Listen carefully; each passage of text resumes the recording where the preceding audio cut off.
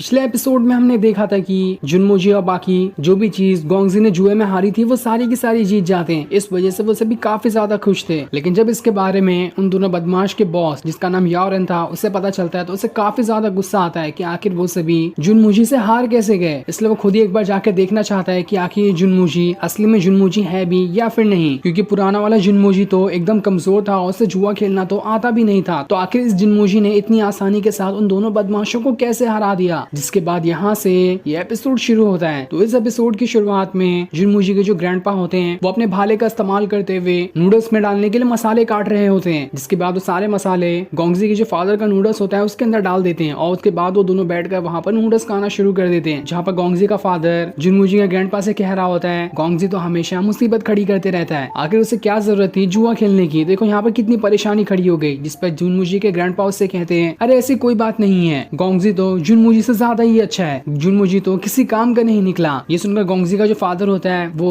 जुनमुजी के ग्रैंडपा से कहता है जुनमुजी को आप यहाँ पे बीच में कैसे लेकर आ गए, वो तो मेरे गोंगजी के किसी भी लायक का नहीं है, उसे तो मैं घटिया वाली कैटेगरी में भी नहीं डालता। जो सुनकर जुनमुजी के ग्रैंडपा को काफी ज्यादा गुस्सा आता है और जैसे ही गोंगजी के फादर का ध्यान भटकता है वो उसका सारा का सारा नूडल्स निकाल कर खा जाते हैं और उससे कहते हैं तुम अभी गलत समझ रहे हो। जुनमुजी ने खुद ही अपने थर्ड अंकल से कहा है कि उसे मार्शल आर्ट सीखनी है। मुझे पूरी उम्मीद है कि वो आगे चलकर एक पावरफुल कल्टीवेटर बनकर दिखाएगा, जिसके बाद सारे लोगों के मुंह पे ताला लग जाएगा जो उसे बुरा भला कहते हैं। ये सुनकर तो गोंगजी का फादर भी हैरान था। वो जुनमुजी के ग्रैंडपा से कहता है अरे ये तो अच्छी बात है, तो क्या तुम मुझे भी थोड़े मार्शल आर्ट के ट्रिक सिखा दोगे ताकि मैं भी तो देखूं कि तुम्हारी फैमिली के पास कौन से मार्शल आर्ट की टेक्निक है। जिसमें जुनमुजी के ग्रैंडपा तो पहले थोड़ा मना कर रहे होते हैं, लेकिन तब भी गोंगजी के फादर के इतने ज्यादा मनाने पर वो उसे वो सारी टेक्निक सिखाने के लिए तैयार हो जाते हैं, जो सारी चीजें छुपकर गोंगजी देख रहा था। और जब वो जुनमुजी के ग्रैंडपा के टेक्निक सिखाने वाले इशारे को देखता है तो उसे काफी अजीब लगता है कि अरे ये इसे टेक्निक सिखा रहे हैं कि कुछ और ही चीज मेरे फादर को सिखा रहे हैं। ऐसी टेक्निक का इस्तेमाल तो बैटल में नहीं बल्कि कहीं और किया जाता है। जिस चीज को देखकर गोंगजी भी काफी ज्यादा हैरान हो चुका था और वो वहां से अपनी जान बचाकर भाग निकलता है, कहीं ये लोग उसे भी ना पकड़ ले और उसी के ऊपर ही सारे एक्सपेरिमेंट करना ना शुरू कर दे जो अभी यहाँ पर जुनमुजी के ग्रैंडपा सिखा रहे थे। जिसके बाद वो वहां से भागते हुए जुनमुजी के पास आता है, जहाँ जुनमुजी अपने स्पिरिचुअल वर्ल्ड के अंदर अपना कल्टीवेशन कर रहा था। वो उसे उठाने की कोशिश करता है, लेकिन जुनमुजी तो अपने स्पिरिचुअल वर्ल्ड के अंदर था, इसलिए वो वहां पर उठ ही नहीं पा रहा होता है। और स्पिरिचुअल वर्ल्ड के अंदर जुनमुजी को अपने सामने वही मिस्टीरियस ट्रेजर दिखाई देता है, जिसके अंदर से पावर निकलकर उसकी बॉडी के अंदर जा रही थी। ये देखकर जुनमुजी को काफी अच्छा महसूस हो रहा होता है। जिसके बाद वहां पर एक बहुत ही बड़ी व्हेल मछली आ जाती है जो कि पानी में नहीं बल्कि बादलों में चल रही थी। और जैसे वो जुनमुजी के पास आती है उसे तो समझ ही नहीं आता कि आखिर वो उसका करे तो करे क्या। वो उसके ऊपर अटैक करने की कोशिश करता है और जैसे उसके ऊपर अटैक करने के लिए अपनी पावर को एक्टिवेट करता है, उसे एक्टिवेट करने के बाद वो एक घसीट के लात उस व्हेल के ऊपर ही मार देता है। लेकिन जहाँ उसने स्पिरिचुअल वर्ल्ड में उस व्हेल को लात मारी थी, रियल वर्ल्ड में वो गोंगजी को लात मार दिया होता है, जिस वजह से उस बेचारे की वहां पर हालत खराब हो जाती है। ये देखकर तो जुनमुजी भी हैरान था कि अरे ये मैंने क्या कर दिया। जिसके बाद गोंगजी जुनमुजी को सारी बात बता रहा होता है कि तुम्हारे ग्रैंडपा मेरे फादर को काफी अजीब अजीब चीजें सिखा रहे हैं, अगर उन्होंने वो सारी चीजें मेरे ऊपर ट्राई की तो मैं तो कहीं मुंह दिखाने के लायक नहीं बचूंगा। इसलिए मैंने एक प्लान बनाया, तुम मेरे घर से जाकर सारे पैसे और जो भी कीमती चीजें हैं उसे चुरा कर ले आओ। मैं उन पैसों का इस्तेमाल करते हुए इस शहर को ही छोड़कर भाग जाऊंगा। जुनमुजी उसे मना कर रहा होता है कि मैं ऐसी हरकतें नहीं करता, लेकिन तब भी गोंगजी के इतने ज्यादा मनाने पर जुनमुजी मान जाता है। इसलिए गोंगजी जुनमुजी को उठाकर वहां से दूर फेंक देता है और उससे कहता है जल्दी से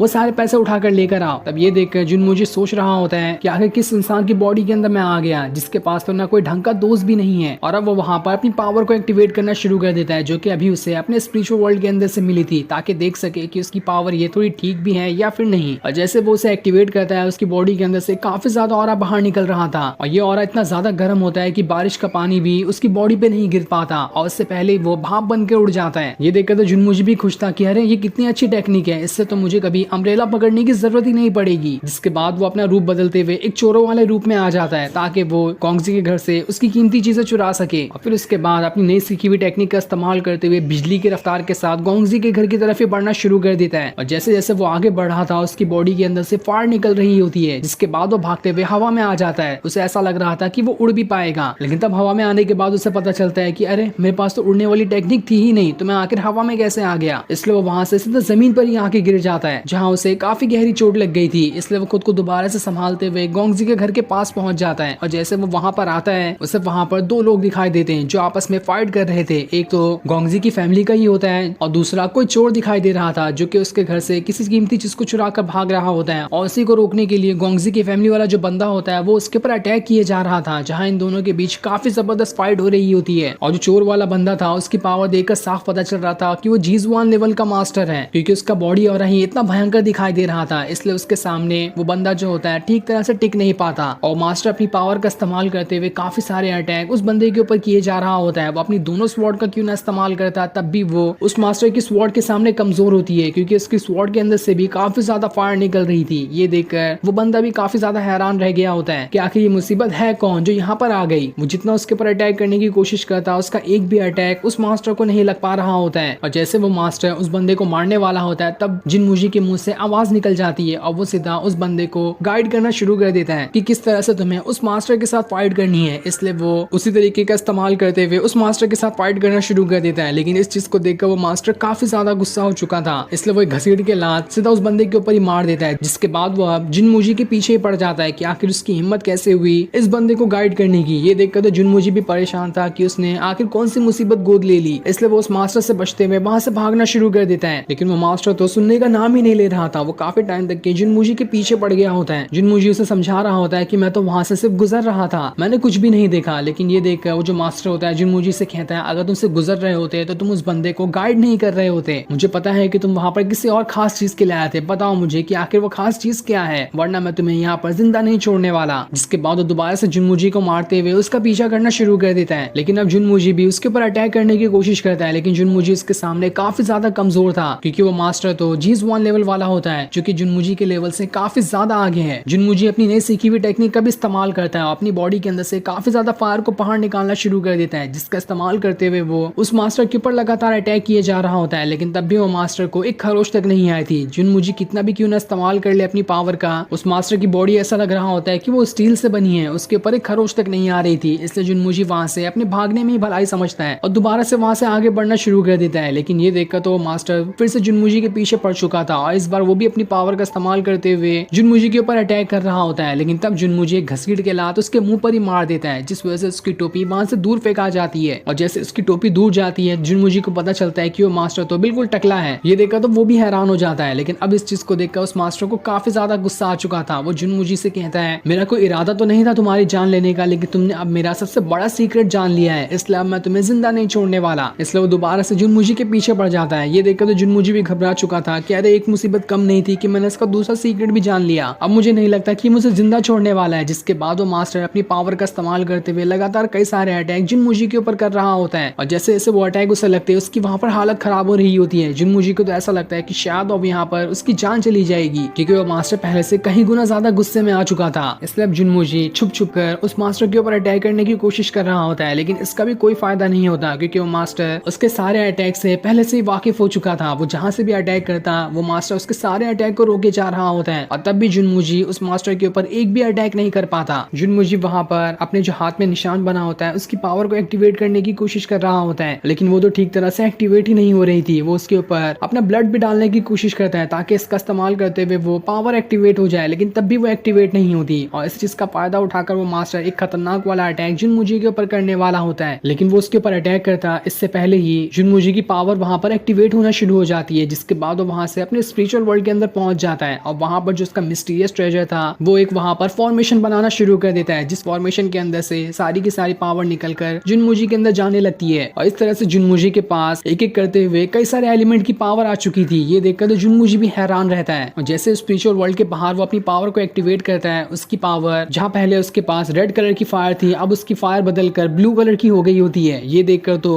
वो मास्टर भी हक्का बक्का रह चुका था कि आखिर ये जिनमुजी इतना ज्यादा जल्दी ब्रेक थ्रू कैसे कर गया, क्योंकि अब वो जीज1 लेवल से भी आगे हो चुका होता है। जिसके बाद वो उस मास्टर के साथ फाइट करना शुरू कर देता है और इस बार जहाँ पर भी वो उस मास्टर के ऊपर अटैक करता है वो सारा का सारा अटैक उस मास्टर को लग रहा होता है। वो मास्टर कितनी भी कोशिश क्यों ना कर ले वो जिनमुजी के अटैक से बच ही नहीं पा रहा था। जिसके बाद जिनमुजी लगातार कई सारे अटैक उस मास्टर के ऊपर ही करना शुरू कर देता है, लेकिन अब भी वो मास्टर वहां पर खड़ा था। ये देखकर जिनमुजी भी हैरान होता है कि आखिर इससे चोट क्यों नहीं लग रही। वो उससे कहता है क्या तुम ठीक हो या फिर अंदर से तुम्हारी हालत खराब हो चुकी है। ये सुनकर तो मास्टर भी हैरान था कि जिनमुजी कितना ज्यादा पावरफुल है, लेकिन तब भी उसे मेरी कितनी परवाह है। वो मेरे बारे में इतना ख्याल करते हुए मुझसे पूछ रहा है कि मुझे चोट लगी भी है या फिर नहीं। इसलिए वो जिनमुजी के पैरों में आकर पड़ जाता है और उससे कहता है आज से मैं आपको अपना मास्टर कहूंगा। मैंने नहीं सोचा था कि पावरफुल लोग भी दूसरे का इतना अच्छा ख्याल रखते हैं, लेकिन आज मैंने आपको देख लिया कि आप जितने पावरफुल हो उतना ही बड़ा आपका दिल भी है। ये देखकर तो जिनमुजी भी हैरान था कि अरे आखिर इस मास्टर को हो क्या गया। जिसके बाद वो मास्टर उसके पास जो चुराई हुई चीज होती है वो जुनमुजी को दे देता है और उससे कहता है ये आपका गिफ्ट है, इसे मेरी तरफ से आप अपने पास रख लो, लेकिन अगर ये मेरे बॉस तक नहीं पहुंचा तो उसके बाद आपकी थोड़ी मुसीबत बढ़ सकती है। और इतना कहने के बाद वो अपनी जान बचाकर वहां से भाग निकलता है। ये देखकर तो जुनमुजी भी हैरान था कि आखिर ये मास्टर मुझे देकर क्या चला गया, लेकिन तब भी वो उस चीज को अपने पास रख लेता है कि हो सकता है शायद इसके अंदर कोई कीमती चीज हो। दूसरी तरफ हम उस मास्टर के बॉस को देखते हैं जिसके पास एक सिपाही आता है और उससे कहता है कि अभी तक वो मास्टर वापस नहीं आया उस चीज को लेकर। ये देखकर तो बॉस भी हैरान था कि मैंने इतने सारे अच्छे अच्छे लोगों को भेजा था उस चीज को लाने के लिए, लेकिन अभी तक उसने वो चीज नहीं लेकर आया। मुझे समझ नहीं आता कि हमारा सारा का सारा मिशन फेल कैसे हो जाता है। जिसके बाद वहाँ पर याओरन आता है जिसने ही उस बॉस को ये मिशन करने के लिए कहा था, इसलिए वो बॉस याओरन के सामने माफी मांगते हुए कहता है कि मुझे एक और मौका दो, एक और अगला मौका मुझे मिलेगा तो मैं आपका मिशन जरूर पास कर दूंगा। ये सुनकर याओरन गुस्से में उस मास्टर के ऊपर अटैक कर देता है और उससे कहता है जल्दी से वो चीज मुझे वापस नहीं मिली तो देख लेना मैं तुम सभी को जिंदा नहीं छोड़ने वाला। दूसरी तरफ जुनमुजी जो होता है कियर के साथ होता है, जहाँ कियर उससे कह रही होती है कि गोंगजी के घर से काफी कीमती चीजें चुरा के गायब हो चुकी है और अगर वो वापस नहीं मिली तो गोंगजी के फैमिली की पूरी पावर बिल्कुल खत्म हो जाएगी, क्योंकि वो चीज काफी ज्यादा कीमती और पावरफुल थी। ये सुनकर दो जुनमुजी भी हैरान था कि आखिर वो चीज है क्या। मैं उसे वापस देने से पहले एक बार चेक कर लूंगा कि आखिर उसके अंदर पावर कितनी है और वो क्या करके दिखा सकती है। जिसके बाद वो उस बॉक्स को खोलना शुरू कर देता है जिसके अंदर एक पावरफुल और हेवन लेवल की पिल होती है, लेकिन उसे समझ नहीं आता कि आखिर ये पिल का करे तो करे क्या, क्योंकि अभी इस पिल की कोई भी पावर एक्टिवेट नहीं हुई थी। इसलिए वो सोचता है कि उसे इस पिल को वापस ही कर देना चाहिए। जिसके बाद वो उस डब्बे में उस पिल को वापस रख देता है और खुद में कहता है मैं ये पिल वापस उसे कर दूंगा जिसकी ये पिल है। दूसरी तरफ शियाओ जो होती है अपनी लाइब्रेरी के अंदर आती है जहाँ पर उसका न्यूज़पेपर छपने का काम होता है और यहीं की वो एक खबरी है जो हर चीज की रिपोर्ट लाकर यहाँ पर देती है और उसे पेपर में छापा जाता है। तब उसे वहाँ पर एक पेपर मिलता है जिसके अंदर कुछ लिखा हुआ था। ये देखकर तो शियाओ भी हैरान रहती है कि आखिर किसको मुझसे पहले ये खबर मिल चुकी है, मैं उसे नहीं छोड़ने वाली। और फिर ये सीन दिखाते ही